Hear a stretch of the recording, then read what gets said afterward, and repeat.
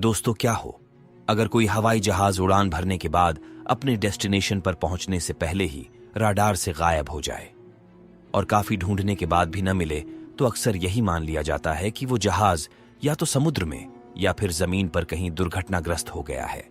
लेकिन क्या हो अगर हम आपको ये कहे कि एक ऐसा विमान जो अपनी उड़ान भरने के बाद अचानक से रडार से गायब हो जाता है, फिर 37 सालों के बाद रहस्यमयी तरीके से एक दिन वही जहाज अचानक किसी हवाई अड्डे पर उतरता है और लोगों के लिए तमाम सवाल खड़े कर देता है कि इतने सालों तक यह जहाज कहां था और आखिर उन यात्रियों का क्या हुआ। दोस्तों, वो दिन था 21 मई 1992 का, जब फ्लाइट नंबर 914 का एक विमान वेनेजुएला के हवाई अड्डे पर लैंड करता है। हैरानी की बात तो यह है कि यही वो जहाज था जिसने 22 जुलाई 1955 में 4 क्रू मेंबर व 57 यात्रियों के साथ न्यूयॉर्क से मियामी एयरपोर्ट के लिए उड़ान तो भरी थी, लेकिन मियामी तक कभी पहुंचा ही नहीं। फिर सालों बाद वही एरोप्लेन अचानक से वेनेजुएला एयरपोर्ट के रडार पर दिखाई देने लगता है।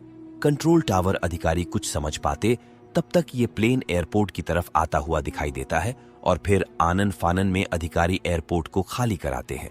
जब कंट्रोल रूम के कर्मचारियों ने पायलट से उसका नाम पूछा तो उसने जवाब दिया कि हम कहां हैं। उसकी आवाज से घबराहट और परेशानी का पता साफ साफ लग रहा था। उसने बताया, ये फ्लाइट न्यूयॉर्क से मियामी के लिए है। पायलट की यह बात सुनकर कंट्रोल रूम में सन्नाटा छा जाता है, क्योंकि फ्लाइट नंबर 914 का डेस्टिनेशन पॉइंट मियामी वेनेजुएला से 1800 किलोमीटर दूर था। तभी कंट्रोल रूम के अधिकारी ने पायलट को जवाब दिया कि यह तो काराकस वेनेजुएला साउथ अमेरिका है, क्या आप खो गए हो। पायलट की तरफ से कोई जवाब नहीं मिलता है। दोस्तों, कंट्रोल रूम के एक मेंबर डेलाकोर्ट कोर्ट का कहना है कि बातचीत में पायलट ने बस इतना कहा कि हमें मियामी के इंटरनेशनल एयरपोर्ट पर सुबह 9:55 पर लैंड होना था। तब डेला उन्हें बताते हैं कि यह वेनेजुएला का इंटरनेशनल एयरपोर्ट है और आज डेट 21 मई 1992 है। डेला ने इतना कहा ही था कि यह सुनकर जहाज का पायलट भौंचक्का रह गया। उसके मुंह से बस इतना ही निकला, ओह माय गॉड, जैसे वो अपनी सांसें ही भूल गया हो। दोस्तों, जैसे ही ग्राउंड क्रू प्लेन के पास जाने लगा तो पायलट एकदम से चिल्लाया, नो डोंट, हमारे पास मत आना, हम जा रहे हैं।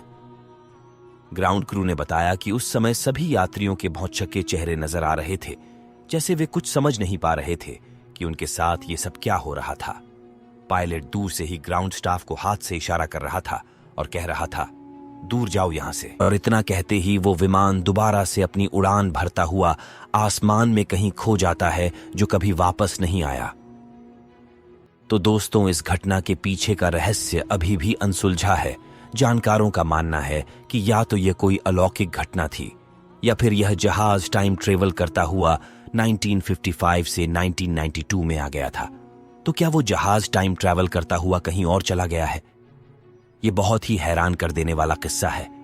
हैरानी की बात यह नहीं कि ये जहाज 37 वर्षों तक गायब रहा, बल्कि ये कि जो यात्री जिस अवस्था में गायब होते हैं उसी अवस्था में मिलते हैं, यानी समय के बीतने का उनकी उम्र पर कोई प्रभाव नहीं होता है। एल साइंटिस्ट के लिए ये विमान एक पहेली बन चुका है, जिसका उत्तर अभी न सही आने वाले समय में हो सकता है हमारे सामने हो। तो दोस्तों, आपको क्या लगता है, ये हमें कमेंट करके जरूर बताएं और ऐसे ही इंटरेस्टिंग वीडियोस के लिए हमारे चैनल को सब्सक्राइब करना ना भूलें।